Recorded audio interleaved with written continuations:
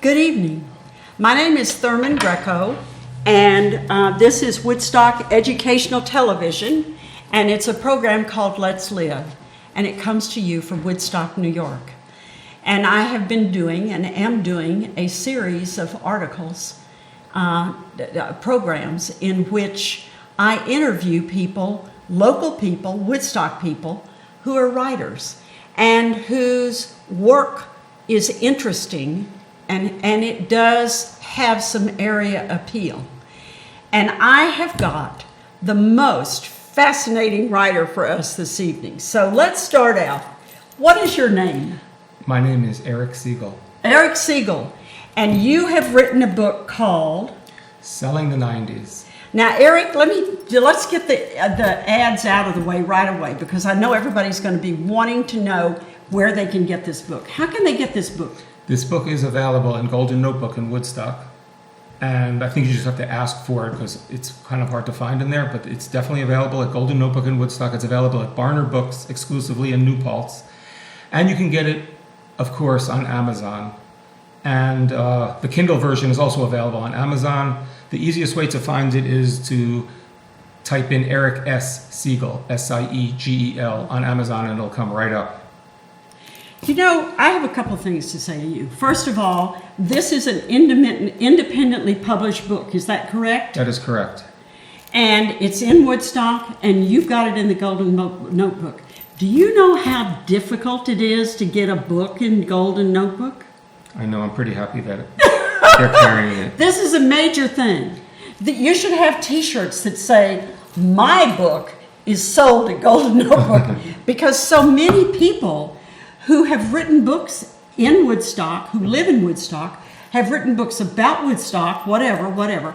They're not there because I'm not being critical of the store. It's just not the size of the Barnes and Noble. It's not thousands of square feet. And she has made space in her store for your book. So what is it about your book that has captured her interest? Why are you there?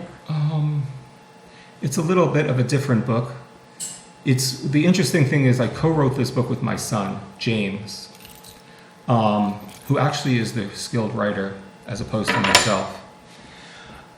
Because the book is really about the 90s. It's about all the pre-internet buying of stuff where people would have to go to stores and run to flea markets and street fairs and everything to try to hunt down the collectibles that they wanted.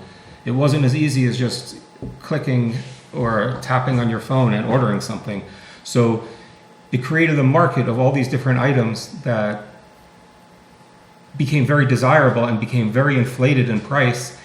And I was a seller of these items, and that's how I was able to raise my family. But James, my son, grew up during this whole thing, so it's from both of our point of views. Now, the book is about the 90s, all the trendy collectibles that started out basically like comic books, baseball card boom happened, and then things like Beanie Babies and Pokemon, and there were so many other things, Tickle Me Elmo in between. But the book actually starts where I begin in the late 80s, where I began selling T-shirts for Not Fade Away, who has a store in town here, who had a tie-dye factory in New Paltz when I was living in New Paltz, where I am from. And I was working in the factory, Not Fade Away, making tie-dye T-shirts while going to school. And the late 80s was like the resurgence of the Grateful Dead. Like, they started touring. They came out with their first hit like ever in their existence. MTV kind of boosted that along. So it started out on Grateful Dead tour. And I was selling, like, the summer came and I was sent out on tour to sell T-shirts. And I have to admit, I was not really a Deadhead. Although I love Grateful Dead music, and being on tour was like the most fun you could ever have. Most fun I've ever had while making money. And I sold T-shirts and I got paid 10% of what I sold. So I really didn't care about going into the show. Most of the time I can hear it, outside at the stadiums. It was an arena, depends where we were. But the parking lot scene was a lot of fun. And I noticed that people who didn't get into the show couldn't get a ticket. As a consolation prize, they bought like a tie-dye from New Paltz or Woodstock. And, that was cool. They were happy with that. So sales seemed to be the best during the show, and I was happy to stay out. Although I did been to over 100 Grateful Dead shows, I did see them 8 times. Out of 100 shows, you saw them 8 times. Mostly because of inclement weather. Because when I worked for Not Fade Away, Marty, the owner, who's still the owner, has a store in town. All of us, like however many people he had, we were on the list to get tickets. We had to pay for the tickets. But the seats were always good, and it was like, it would cut, like, I figured I'm out here to make money. It was a great time, too, in the parking lot, no doubt. Like, so I didn't care that much about seeing the show. And, because it was like $70 for a ticket. And if I made, then it also cut in half my sales, because I'd be missing all that time during the show. So I didn't mind staying open. There was a couple days that it was just too cold. There was one time, this book is an all-audience book. There's not much drug use talk in this, even in the Grateful Dead chapter, because it's an all-audience book. It's for kids. It's for everybody who's nostalgic about the 90s. But one night, it's not in this book, somebody did dose me on the Grateful Dead tour, and I went to Dean, the other owner of Not Fade Away at the time, and I was like, hey, man, somebody dosed me. Like, I can't really work. What should I do? He's like, go in and see the show. And that was some good advice. So you had to buy a ticket each time. And did you ever sell those tickets? Yeah, honestly, I did buy the tickets, even though I didn't go into the show. The most I ever sold a pair of tickets for, they were $68 a piece. It was in the Meadowlands in Giant Stadium. I think it was Giant Stadium show. It might have been Brendan Byrne Arena, whatever it's called now, Continental Airlines Arena. It was the Brendan Byrne Arena. And I had 2 tickets, and I sold them for $500 for a pair, which is a pretty good profit. But there were shows where I gave the ticket away for free to the deadheads who were looking for miracles. There's a lot of the deadheads, and they look for miracles. So sometimes it's like, you know what, I'm not going to the show. Here. You gave them, it was a Give miracle. It away. Yep. So it kind of was a balance. Making $500 on 2 tickets is a little excessive, but it's a balance. The person came prepared to spend $500. Oh yeah, they were happy. So it was okay. It wasn't a bad deal. It wasn't a bad deal. I hope the show was good. And those $500 that you received allowed you to give some free tickets away, which allowed some people to experience a miracle. It's true. So hey, there's nothing wrong with that. That's how I justify it. See, we just spun that into Yep. a really good story that way. Cool. That's good. So when did you get the idea of writing this book? Well, okay. I was self-employed selling tie-dyes and whatnot, beginning selling tie-dyes and Grateful Dead type merchandise and hippie stuff. And a baby on the way. I lived in a small apartment. And with a baby on the way, I couldn't make the tie-dyes anymore because the stuff was toxic. I could still buy them from other sources, and sell too. But the baseball card boom hit, and I had boxes of baseball cards put away, shoe boxes.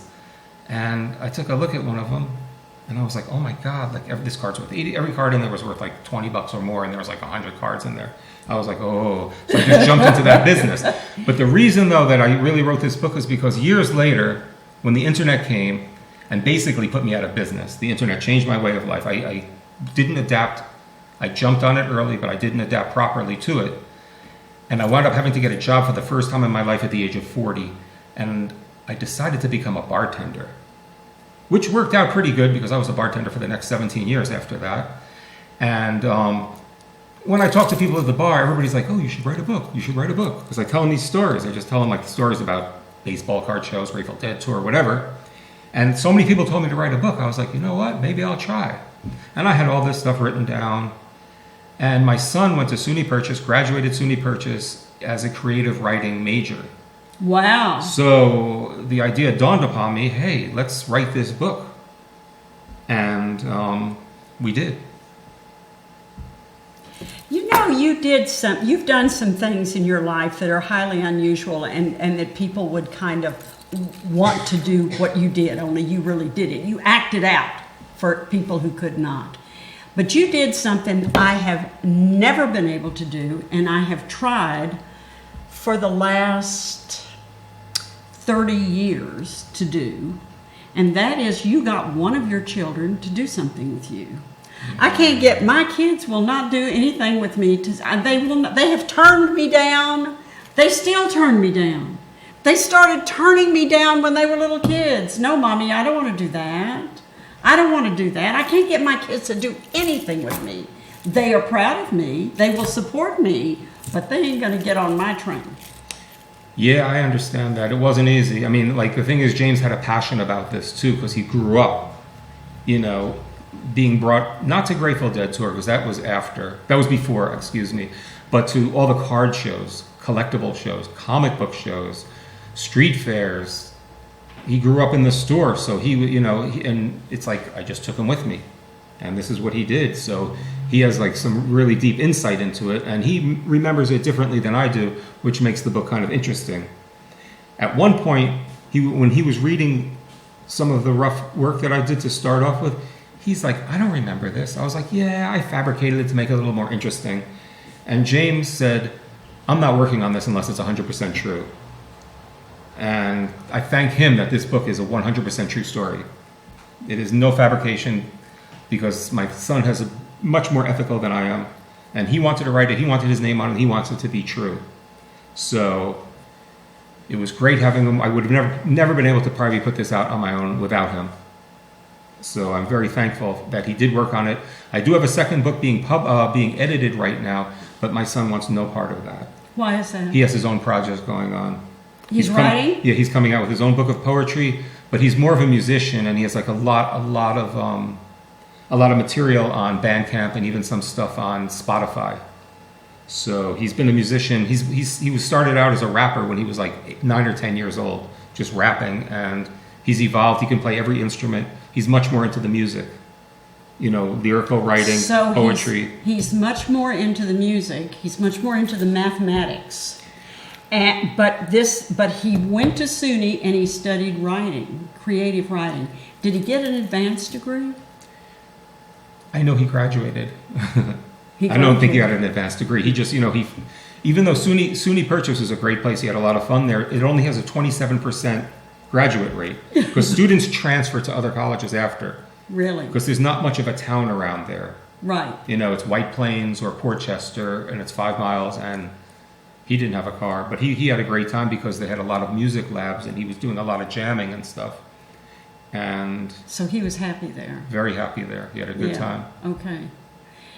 Because I didn't start writing until I was like 75 years old.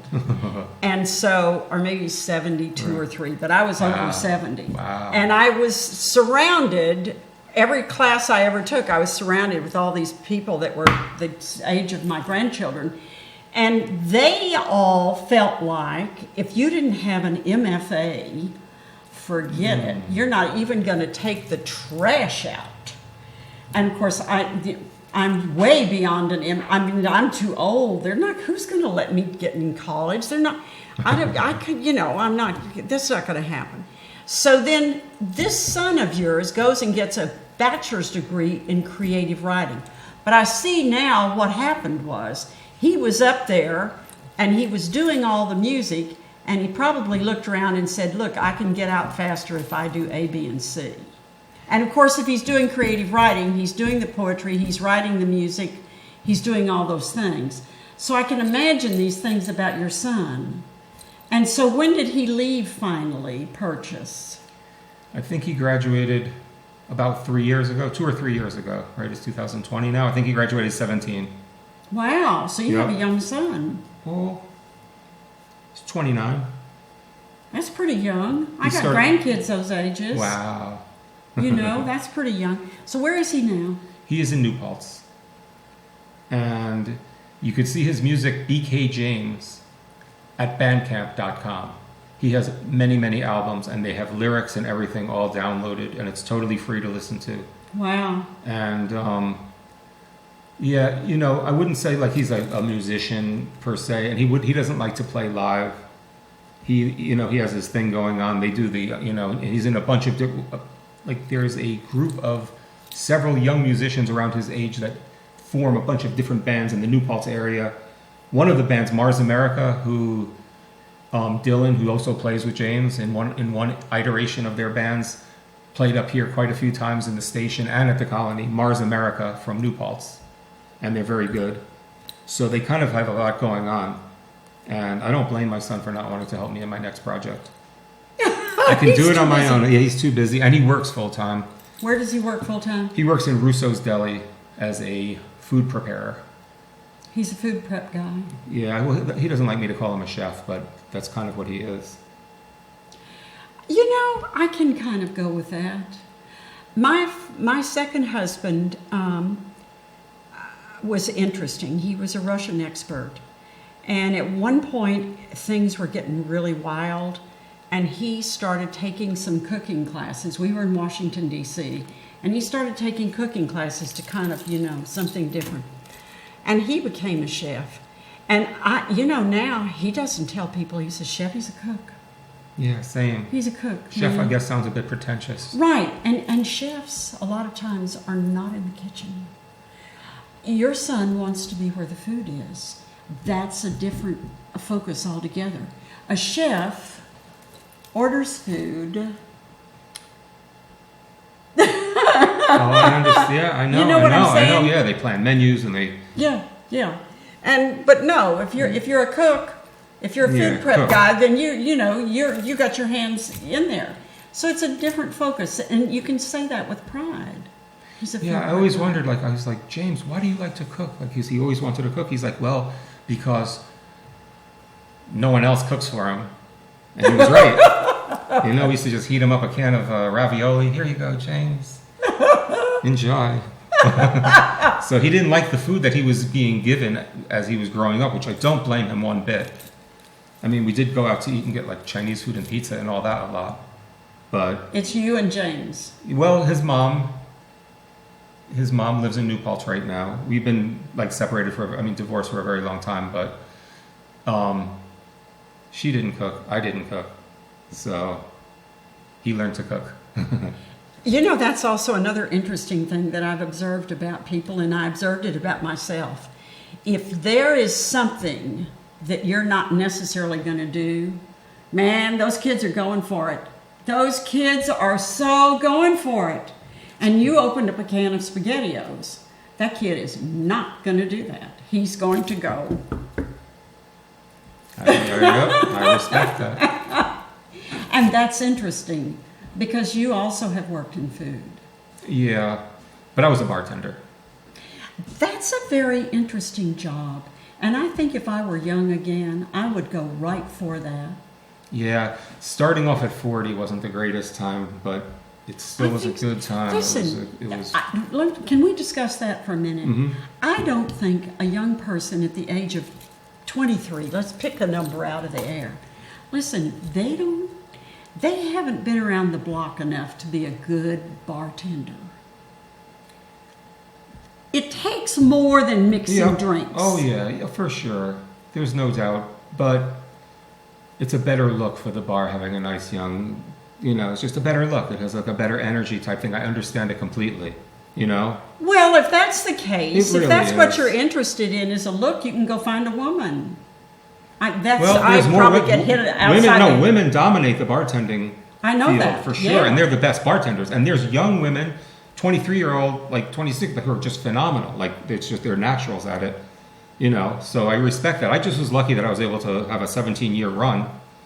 In this town, I worked in New World for a little while, and New World Home Cooking when they were here, and Joyous Lake for a couple of years. Even though I lived in New Paltz, I commuted here, and that was like the most fun bartending job I've had. Really? With Joyous Lake was a good time because it was What made that so great?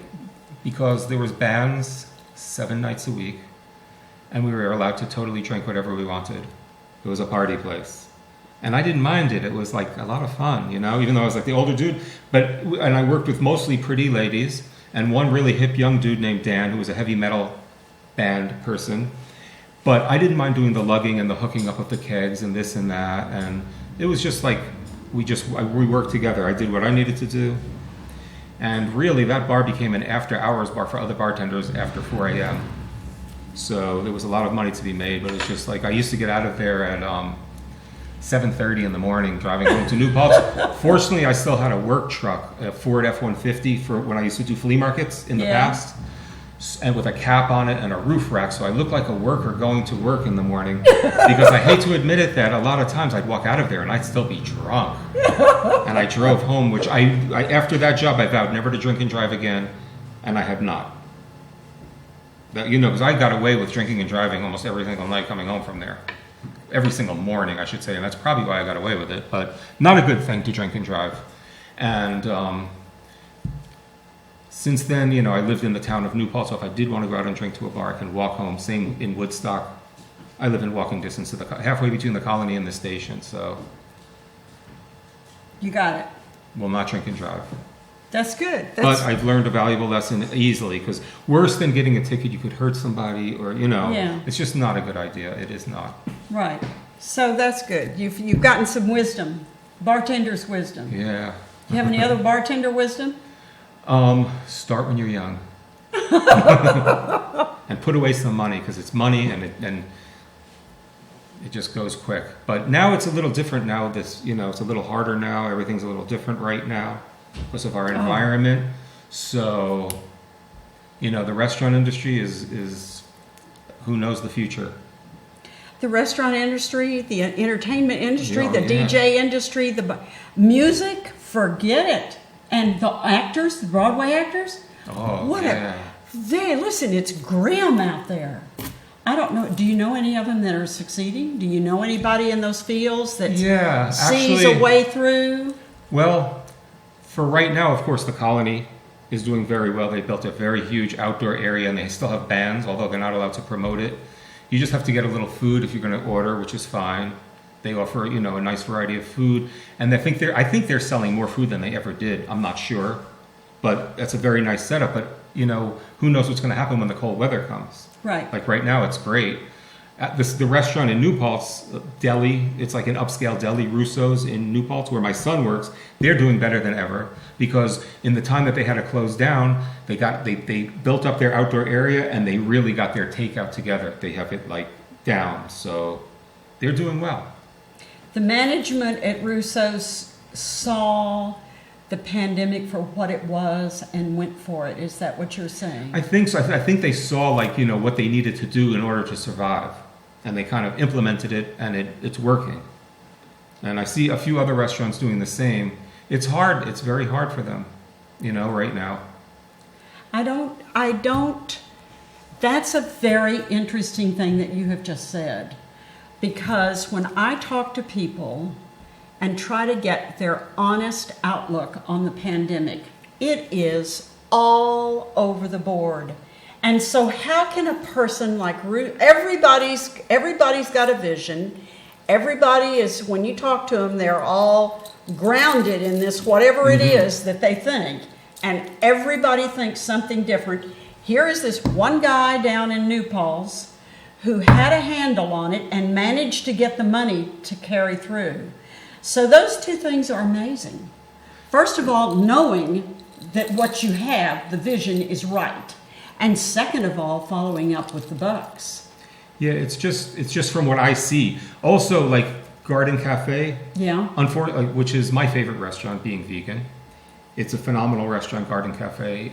It's not even advertised as a vegan restaurant. The food is so good, it doesn't matter. But they had to cut their hours down, and they had to cut their days down. They're even closed now 2 days a week, I guess, to make it more efficient. They have the beautiful garden outside, so they're doing well, and it's nicely spaced out.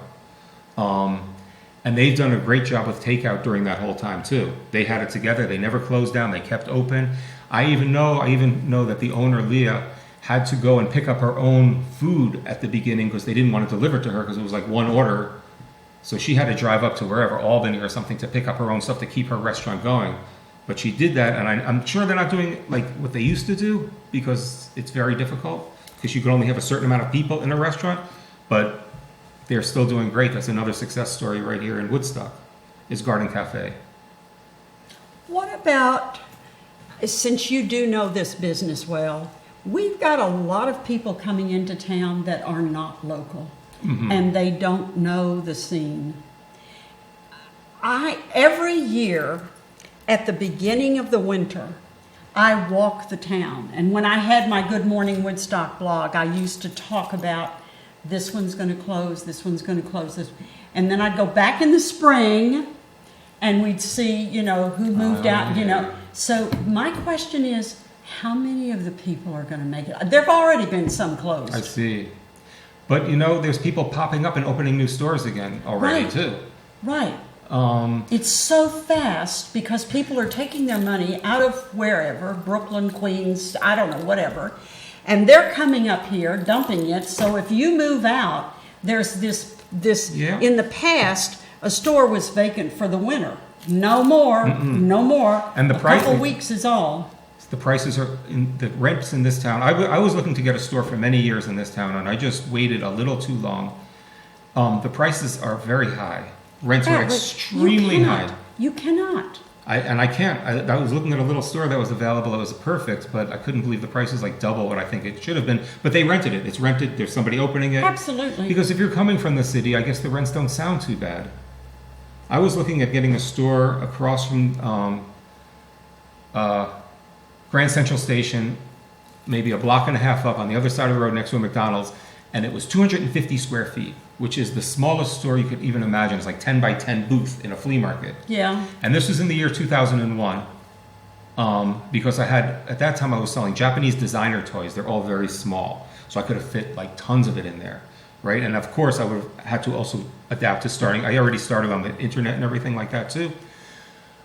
And I was like, all right, if this store is like $5,000, you know, I can understand it. Look at the location. I mean, you know, if it's $5,000, I'm going to try to negotiate them down and see what I can get. But I'm looking, because at the time I did well in the 90s selling all this stuff, and I had a little bit of money, and I was looking to, you know, I would have went to Manhattan and done it. I would have kept that store open like really late. They wanted $40,000. Oh my God. A month. And I was like, what? And she's like, yeah, 40. She had to say it slowly. I was like, I got you. And it rented. Yeah. It rented. How long did the tenants stay? I don't know what they did is they merged and they like doubled. There was like a little empty thing next door, and they made it a bigger store. And believe it or not, they're selling like convenience stuff, like cigarettes and lottery tickets. Oh, and yeah. all like that, and it's like 24 hours. So Right. Yeah. Well, I think if I had a business, that it would be open 24 hours. I mean, why shut down? If you're paying rent. You know? I did have a store, and that's one of the chapters in the book when I finally found a store. My store was in New Jersey, Western New Jersey, Hackettstown. Probably many people didn't hear about it. Because it was halfway between the flea markets I did. The best flea markets at the time I did were in Pennsylvania, Marshall's Creek and the Poconos. All the card shows, I was selling cards and comic books at that time in 1994. And Magic the Gathering just came on the scene. And Magic was big, and there was, in the town of Hackettstown, there was a comic book store and a baseball card store, because they were both, it was the 90s. There was 5,000 baseball card stores at one point in the 1990s that were just dedicated baseball card stores. Well, they sell basketball and all that kind of stuff, but sports card stores. And they all went out of business once the internet came. Not all, but most. Some people learned how to adapt better than others and survived and went on. But there was no, Magic was the biggest thing. Magic the Gathering is a collectible card game that still goes on to this day. That's one of the chapters in this book is about Magic. It just came out in 1993 out of nowhere. It's almost like playing Dungeons and Dragons using cards. It's more tangible. And certain cards are very powerful and rare to find in the packs, so they're worth more money. The Black Lotus, on eBay, a graded one in near mint condition went for $100,000. I remember getting a Black Lotus when Magic first came out, and I bought it off of somebody for $25, and I sold it for $40. I was like, wow, Magic is good. So I said, you know what? Nobody's selling Magic. Let me open a store. I found it like in Hackettstown, halfway between the flea markets and the shows. It was convenient. I figured I was paying $400 a month rent for this store. It was a small store. It was in the very center of town. It was in such a busy part of town that there was nowhere to see it or get to it. I put a big sign out in front. I put cones around to show people how to park in the back, and there was tons of parking. And I managed to succeed. Of course, the rent went up, and I expanded the store a little bit, and I had the store for 8 years. Good. Something like that. That's a long time. 7 or 8 years. 2001. is when I closed. Opened in 94, closed in 2001. Voluntarily closed. Because the internet just started taking over. My sales went from great to like, eh. I could have hung on, but I wanted to come back up to New Paltz. So I closed the store and moved 8 back to New years Paltz. is a long time anyway. It was a good run. It was a good run. It was a lot of fun because we had tables in the back of the store where kids can play Magic. Pokemon was a phenomenal thing that came along. Pokemon was like Magic for younger kids, the collectible card game, but Pokemon is still going on big. That's the thing that this book does show you, is that all these items are still happening. It's just people buy them and use them in different ways. Like, you don't have to search and go to, like, run to all these shows. There used to be, in northern New Jersey, central New Jersey, every night of the week there was multiple collectible shows. Were 5 o'clock in the evening till 10 at night. And dealers would set up tables, and some charged admission. People would pay to get in to buy stuff, like $2 admission, whatever. Some of the bigger shows, they had at the White Plains Convention Center. I forgot what it was called. It was like a $10 admission, or you could pay $10 for the weekend, $5 per day, something like that. And thousands of people would line up and go. But now it's like the internet. You don't have to do that. You can just type in a name. Oh, I want a Michael Jordan rookie card. Type it in. Go to eBay. There you go. Boom, and you can have it in 2 days. So it changed the way people do business. But all these items are still around. The 90s was the mania of it all, though. It was just mania. And Beanie Babies led the way. There was nothing bigger and better than Beanie Babies. Beanie Babies is a child's toy that's supposed to be sold for $5 or $6. But it became such a craze. The most I ever sold a Beanie Baby for personally was $700. Call the Crow. Actually, I'm sorry, I paid $700 for it. I sold it for $900.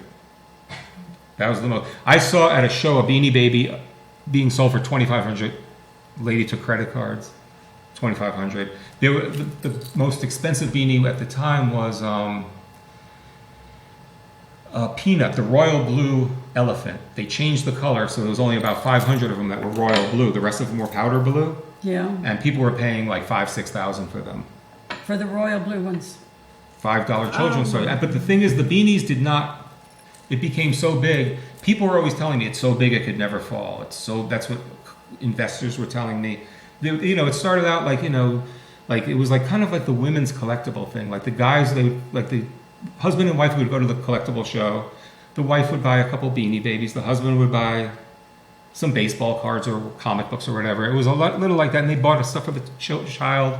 There was a lot of like beanies that weren't that expensive. Certain ones were, and people would pay a little bit more for them. And then it just got to be a craze where people were putting investment into this. Like they were like, paying big bucks, buying them and then reselling them, and all kinds of stuff like that. It really became a craze. There was also they also cranked out so many, like they just were cranking them out, like dozen bags. I had a storage space filled with dozen bags. I had I never was able to get a direct account with Ty, the company who made the Beanie Babies. Those that got them directly paid, including shipping, $2.75 per Beanie Baby. So a lot of people didn't. I knew one guy who had 7 Hallmark stores, never wanted to put beanies in his Hallmark store. And he sold the expensive ones to somebody else. He sold all the cheap ones to me, just the common beanies in bulk. And I paid $4 a piece. I sold them at the flea market and in my store for $5 a piece. In 1998, at the peak of Beanie Babies, I was selling 1,000 a week of those beanies. Oh my word. Between the store, the flea market, the shows. Because I was selling them for $5. And I was the cheapest. Like that included tax and everything. I bought them for $4, I sold them for $5. Well, but you were just doing this. You were just getting. And there was people just loading up bagfuls, and other dealers trying to buy me out.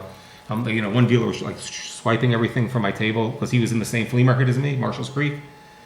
And I was like, dude, I got like boxes under the table. I'm like, you can buy me out, but you better have a lot of money. And then my truck has like boxes, so he was like despondent. And it just was like, why not? Like I had like unlimited access to these, like just the common beanies. And at the same time, certain beanies were still going for a really lot of money. There was a beanie called Princess, which is the Princess died in the car crash. They came out with a little purple bear, which is on the cover. being blocked by the Black Lotus. Princess, the Black Lotus is the Yes. magical, and Princess Di was the Beanie Baby. She had a little white flower, and that Beanie Baby was made for charity. Like the profits to that beanie went to the Princess Di Foundation, which is very cool. So you know they're going to make a ton of them. But on the first wave, one of my connections, I needed to get the princess because I was doing a Beanie Baby show. This is a show that just for Beanie Babies, like a collectible show.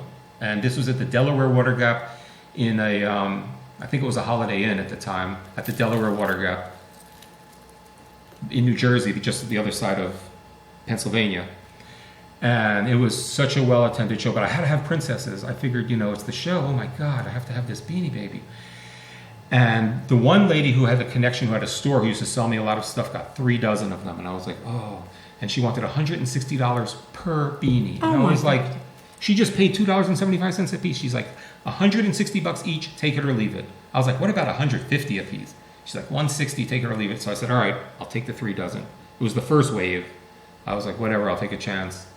I brought them to this Beanie Baby show, and everybody wanted $250 for it. Like, they collaborated. We're all gonna, like, the people who had princess, not everybody had it. It was maybe 4 or 5 dealers who had princesses. I think I had the most at having 3 dozen. I'm not sure, but they collaborated, and I was like, look, I don't like doing that. You get what you want, I'll get what I want. It's free market. But I knew if they were all gonna go 250, they were gonna undercut each other and probably go 200. I decided I'm gonna sell them for 190. I sold all 3 dozen that weekend. At the time, this is also in the book, so it's a little redundant, but at the time, the other dealers, they saw me selling this princess. They got together and they got the show promoter they were complaining to the show promoter that I'm selling this item too cheap.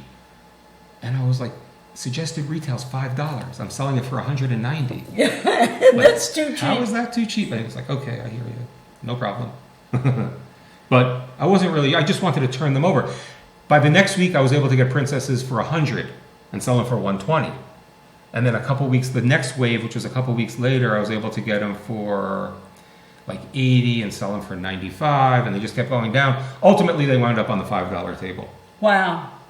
But that was after there were a lot of them. That was several months later, but still. Wow. So you have gone from selling the 90s to a new book. Okay. The new book is being edited right now, and it's called Ramble On, The Life of a Stoner. It's also my story, but it's not this. It's a memoir. It's a memoir. The 90s is left out. Not left out, but just glazed over because I didn't want to be repetitive. Right. And this is like an all audiences book. That book has a lot of drug use and whatnot in it. Much more in depth on the Grateful Dead tour of the sordid things that happened and the people I ran into. Let me tell you something. Let me ask you something. Yes. This woman that's doing your editing, has she edited memoirs? I am not You don't 100% sure. Because memoirs, that's its own special thing. So you're going to, listen, you're going to do wonderful. I know you're going to do wonderful. You've led a charmed life. You know how to do whatever you do. Well, and the reason that book came out is because a lot of my friends who read this book, they want to hear the other stuff because they're not into the Beanie Babies and the Pokemon and the Tickle Me Elmo and Furbies and, like all that kind of stuff. They're not into that. They wanted to know the other stuff. So I was like, okay. So it's a 5-chapter book in chronological order. Ramble On, The Life of a Stoner. The first chapter is called Growing Up Stoned, because I did start smoking pot when I was pretty young, I have to admit. My friend, who was the same age as me, one of my best friends who I grew up with, his older siblings took him to the Woodstock 69 concert. And he got stoned for the first time at the age of 7, which is pretty, out there. But at least I lasted a few more years, but he did corrupt us all. And so the first chapter, Growing Up Stoned. The second chapter is called Missing Ships Movement, because I did spend 4 years in the Navy. And I just tried to get the most interesting storyline that happened in order, in chronological order, but just a concise story. But the struggle of the book is always trying to find marijuana, wherever you are, trying to get some hashish in Egypt or whatever, you know, trying to just get stoned, have a good time, you know. The Navy, I was in the Navy, but I didn't really look at it like as far as the military was concerned. I was looking at it because my recruiter's like, do you like to drink beer and chase women? The Navy's for you. And I was like, sounds good to me. And I graduated high school on a Friday. Tuesday morning, I was in Navy boot camp. Where was that? Orlando, Florida. So the fiction is, and I'm going to ask you if it's not fiction, really. The fiction is that when you join the Navy and you start off on Florida, you stay on the East Coast. Is that true? Did that happen? I did. Okay. At the time, they don't have a boot camp training center in Orlando anymore. I think it might be just for the female recruits right now. It was kind of an experimental thing at the time. Great Lakes and San Diego are the big boot camp centers. San Diego and Great Lakes, I guess it's kind of split half and half, sort of. So Orlando, we had actually a sister unit who were female, so it was kind of cool. It was like an experimental thing, the guys and the girls together in boot camp, although we weren't really together, but we got to go in classes together. And the last 2 nights were a lot of fun. And how long was that, 6 months? No, boot camp was 8 weeks. 8 weeks? Yep. And then I went to school to be a radar operator in Dam Neck, Virginia Beach. And then I got put on a ship in Jacksonville, Florida, an aircraft carrier called the USS Forrestal. And I was made into a deckhand, a boatswain's mate, because they didn't need radar operators. They did promise me the school, but they didn't promise me I was going to work in the field right away. So I chip paint all day over the side of the ship as my job. But in this book, chapter 2, I missed the ship in Barcelona. And that's what that story is about, missing ship's movement. Which is not a good thing to do. What happens when you miss a ship? You get in a lot of trouble. But it was, in the story, it's the main story of the book, so I'm going to glaze over it a little bit. We wound up meeting somebody who brought us to the American consulate. The American consulate gave us cash to get plane tickets, cash and plane tickets, actually. And the ship was going from Barcelona all the way around to Rota, Spain, and then home. So we flew I missed the ship with a fellow shipmate too. And we flew from Barcelona, Madrid, Jerez. We met the ship in Barcelona. And of course that money came out of our pay. And I did have to do 3 months of hard labor, they call it, in Jacksonville maximum security naval prison. But my job was a lot harder than the hard labor in the prison. My regular job on the ship, it was easy. What was your job in the prison? In the prison, sweeping, mopping, buffing, that type of thing, picking up garbage. And you did that for how long? 3 months. And the thing about that is that doesn't count as part of your enlistment. You have to make that up at the end of your enlistment. So you had to stay in. So you had to stay Longer. in 3 months longer. Yeah, I actually signed up for 3 years. So you ended up staying 3 years and 3 months. 3 years and 11 months. 3 years and 11 months. Yeah. And having to do this for 3 months, did that affect your rank when you left? Oh yeah, I got out at the lowest rank possible in E1 because I did get busted down a few times. But the Navy recruiter said, if you like drinking beer and chasing women, the Navy's for you. I was just following his advice. I was also very young and had a really good time, and I did wind up getting in a little bit of trouble. But I did my time. Do you recommend the Navy for anybody? Depends. I mean, the military could be a good thing. It does, it does teach you a little bit of,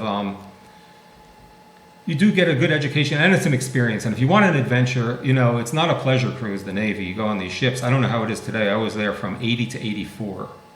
So that's a while ago. I don't know how it is today, but it's probably, it's probably a little bit better. It always evolves. Things get a little softer and better as time goes on. But it can be a good thing. I mean, if somebody has nothing, I would say, this is what I say to people who are young, who want to join, like at 18 or something. Don't join when you're 18 or 19. Live your life a little bit. Work. When you could always join. Don't rush. Work. See how you're doing in life. If you're bored, a couple of years go by, you're 20 years old, 21, you want to go in then. Because once you go in, you're committed. And if you get like now, like when I was in, they wouldn't kick you out for almost anything because a lot of people were in the military back then. They had the choice of jail or the military. So since they did that, they weren't letting people out. Like they would make you stay no matter what. I remember seeing somebody when I was in that Jacksonville holding center, getting ready to be processed into the Jacksonville prison thing. A guy with really, really long hair. He was AWOL for years, and he had caught up with him, and they freaking going to put him in, and he had to finish his time. No kidding. So that's how it was. Now they'll kick you out. Like you do drugs, they'll kick you out. It's just because also the pay is like really good now. My pay, you get paid twice a month in the military, the 15th and the 30th, and my bring home pay when I started, or my E1 pay, the lowest pay grade, was $165 every pay period. So it wasn't very high. But, you know, your living expenses were covered. It was kind of just party money for me. You know, I think now, with unemployment being what it is, that people are going to be going into the military because it's the only option that they have. That's a very good point. It's like, you know, if you are unhoused, people used to say homeless, we don't say homeless anymore. Uh-huh. If you are unhoused and you're trying to figure out where your next meal is coming from, the recruiter's office doesn't look so bad. The shame is if you're too old. Yeah. You know, It's so true. how much of that book did the Navy get? One chapter? One chapter, 5 chapters. Each chapter is about the same size. That might be the biggest chapter. But to me, it's one of the more exciting chapters of the book because it gives people a real insight of how it is to live on a ship and inside of a military prison and what goes on and I took 2 med cruises, so I did go to many countries throughout the Mediterranean, Europe and the Middle East.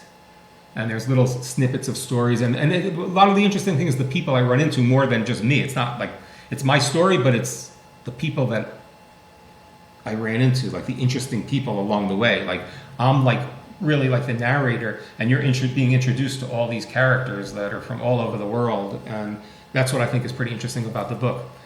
And that's the 2nd chapter. The 3rd chapter is down and out in New Jersey. Because I wound up, had I known I could have got unemployment when I got out of the Navy, I would have stayed in Jacksonville, Florida, because I like Jacksonville Beach a lot. But I didn't have any money saved up, and I couldn't really get a job. I didn't have an address. I was living in a hotel for a while. And when I ran out of money, I had to come back up north. And I wound up getting a job in a glass factory, a window factory in New Jersey, as a group leader. But the people I was in charge with were all hard-time ex-cons from Rahway State Prison. And I was supposedly in charge of these people. Like always, you know, like lunchtime, smoking weed behind the trailers, going back to make the windows, cut the glass, which is cool. I would smoke with them. I'm like, dude, I'm cool. Don't worry. You know, they're not going to listen to me anyway. These guys, you know. Right. And there are some of these, like, there's very interesting stuff about these guys because some of them were very interesting. Like one guy he got out of 20 years he did in Rahway State. He got into a bar fight. He was a biker dude. He got into a bar fight and the guy wound up dying. And he wound up having to do 20 years. It was just a bar fight. And the next thing he knew, he was 20 years in Rahway State. Then he gets out, and all he does is pound the things around the window, you know? And this is in your book? Yep, 2nd book. So that is an interesting part. What is your book called, the 2nd book called? Ramble On, The Life of a Stoner. How long do you think it's going to be before it's out? I'm hoping it'll be out by the end of this year. Are you going to do an ebook? Or are you going to do an audio book? No, I'm going to do just like I did with this. I'm going to put out a paper book, paperback book, and available on Kindle. And available on Kindle. Just like this book on Amazon Kindle, because this is like $15 in the bookstore, $15 on Amazon, same price. I'm not letting Amazon undercut, you know, the bookstores. $14.95 either place. Did you have it? Of course, now you put this out before Amazon got tough. Amazon, I understand, is not easy, but you have a book out, so you should have an intro. Yeah. I had no trouble doing Healer's Handbook. The Healer's Handbook is on Amazon, good to go. They will not touch the book on hunger. They will not touch it. It has been so difficult. I think it's on now, but I mean, Okay. it was like, forget it. Eat your heart out, lady. We are not interested in anybody hungry. It was very, very interesting. Yeah. Amazon, I mean. And now I'm doing the 3rd edition. Now, how many editions have you done of Selling the 90s? This is just one. Just one edition. Okay, I've done I'm on the 3rd edition now. Nice. And it's only now coming out as an ebook. It's not, as soon as the pandemic hit, paper sales disappeared. They're working at the flea market. Mowers Meadow, they're working there. Yeah. I don't know what's happening in the bookstores, but as far as the internet sales are concerned, they only want ebooks. I'm doing good business on ebooks. Oh, yeah. But then what about the paper books? I mean, to me, a book is it's got to be paper. I spend too much time on my phone to have to want to read on a Kindle or even on the phone. I rather read the book. But I guess the one good thing about that is less trees get cut down. Oh, yeah, definitely. But that's looking at the bright side of that. But I understand. But Kindle, it's also cheaper for people on Kindle because, like I said, there's $15, Kindle $10.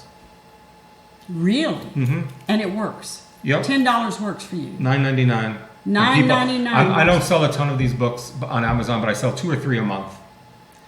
Like sometimes it's 1 paperback, 2 Kindle. Sometimes it's 3 Kindle. Sometimes it's 2 and 2. Sometimes it's just 2 paperbacks. But since this book has been out in April 2019, this book was released. And on Amazon, I've been selling 2 or 3 a month, which is not a lot, but I'm glad people are buying it and reading it. Have you tried different things to sell more books? No, not too much. Because it's in the bookstore, and it's in the bookstore in New Paltz. And New Paltz and Woodstock are mentioned quite a bit in this book. So, it's a lot of local stuff. And I'm not really looking to make much money off of it. Just trying to get it out there. And we also have me and my son have a thing where we publish books under this label, HVOP, Hudson Valley Organic Press. So this is the first book under it. The second book is also going to be printed by us, Hudson Valley Organic Press. My son's book of poetry will be HVOP. So you can go to the website. You can just go to HVOP on the I don't think we have a website about it yet. But if you want any information, you could just go to Selling the 90s at gmail.com, sellingthe90s@gmail.com. And if you want to get in contact, because we will help people format and print books too. Are you on Facebook? I am not on Facebook. Are you on any of you're not on Instant whatever? None of it. I know, it's terrible. But I'm not. Why are you saying it's terrible? I don't know. Well, because I just didn't like the concept of Facebook and all that social media, even though it would be very helpful to move this book, and I know that. But I don't have the time. I have the same problem. I know in my gut that if I were to get involved in the internet, in all the social media, that I would sell more books. And I don't have but 24 hours in the day, and I am old. I don't have, it's like, oh. Yeah, I was gonna get a kid, to take care of it for me, but then you have to pay that for that, and maybe I should have. I don't know. I still could. The problem with getting the kids is their vocabulary is different. They don't spell right. And so they're doing things, and then I would read it, and I would say, that's got my name on it. Mm. That's not even grammatically correct. I would try to find to sell books. Yes. Oh, yeah. I don't know. I would try to find, that's the thing, I would try to find a prodigy, a very intelligent. The prodigy's out hacking. Yeah, it's true. And I probably can't afford them. That's the thing, because I'm not going to sell enough to really make it worth it. So. And plus, what you do on the internet, what I do and would like to have done on the internet, is boring. And kids don't want to be bored. They want to be charged, or, they want to be entertained in some way. And here there's this old lady wants me to do this. This is boring. I don't want to do this. This is This is worse than homework. So they're just not interested. Yeah, I wasn't finding like, because I was putting it out there to some of the young people I know around in town in Woodstock. No. And I wasn't really finding a lot of interest in it, so I didn't push it too much. I was, putting it out there. Oh yeah, I could probably help you, and then They disappear. yeah, which is fair enough. It's fine. I'm not, maybe if I found that person who was really enthused, I could do a great job for you. Like, we'll get this book out there. Maybe I would have done something like, and still could. But the thing is, you've got a really good book. Thank you. And you've got another bestseller. And it's like, the best mousetrap has been designed, but it's not being sold anywhere. Yes. So what is our focus? Is our focus in the creating and designing the books, or is it in selling the books? And obviously you know how to sell. Yeah. Selling is not dumb to you. You do that well. So what do you think it takes to charge up a writer? This is really a common thing with writers. That day when we were out there, and I'm going to try to do it, maybe next year when the pandemic has calmed down a little bit, there were some very good writers there. Oh, yeah. I know. It's just one of those things. It's also very hard to it's a very crowded market, and everything is different with the internet. And that's like a lot of the premise of this particular book is shows how internet really changed everything. It put my way of life out. It ended my way of life that I was so enjoying at the time. But adapt or die. It's like that's how it is. It's like you gotta keep up with the trends. It's just and you gotta really, And I don't think I've done that personally because I chose not to, but it's just like, my eBay rating is over almost 17,000. I've sold tons of stuff on eBay over the years. Not much profit in it. I even sold a few books on eBay. Same price as everywhere else, I'm not selling it cheaper, but I sold a ton of stuff on eBay, but I made a very little bit of money. He who sells the cheapest, if everybody has the same thing, is going to sell. But nobody has selling the 90s but you. So you could make a profit if you were. I did sell some books on eBay. I sold a few, very few. And the few I did sell, I made, same as the bookstores and everything else, same price. I did that as well, and I didn't like it as well. It's an interesting thing. And I think you were the one. Somebody told me that there are 50 different companies that market your books for you. There are Amazon and 49 others. And I have been trying to find some of those books, some of those companies, and there are many. And each one operates in a different universe, so that it's very challenging. And it's like, do I really want to learn all that stuff? Yeah. I'll just write another book. Yeah, as long as you have the books inside of you, it's better to keep going. Do you think so? Keep writing, yeah. Yeah, get it out there. It's a legacy. That's true. Right? It's like that's what I'm thinking too. It's like I was like, this next book was going to be my last one that I just finished. I'm like, okay, I'm done. I'm out of ideas. But I just came up with an idea for a third book. So that's what I'm going to go on to instead of maybe I don't know. Maybe I'll find somebody to promote it and do a good job with me for the next one. Maybe so. Well, listen, we've come to an end. So can you please tell us again the name of your book and where we can get it? Okay, thank you. If you're interested in selling the 90s, I would suggest going right to Golden Notebook and just asking them by name, and they will find a few in 2 seconds. Selling the 90s, because as they do have limited space in there. But if you see this on YouTube, and you are not in Woodstock, where do you go? Oh, Amazon. Don't want to promote Amazon, but it's on Amazon. Selling the 90s, Amazon. Kindle, paperback. It's good to go. And you can also find it at Mauer's Market on Saturdays. Flea Market, yeah. Mauer's Market, Flea Market. And thank you very much. It's been a pleasure. Thanks a lot. It's been a lot of fun. No doubt. And thank you very much.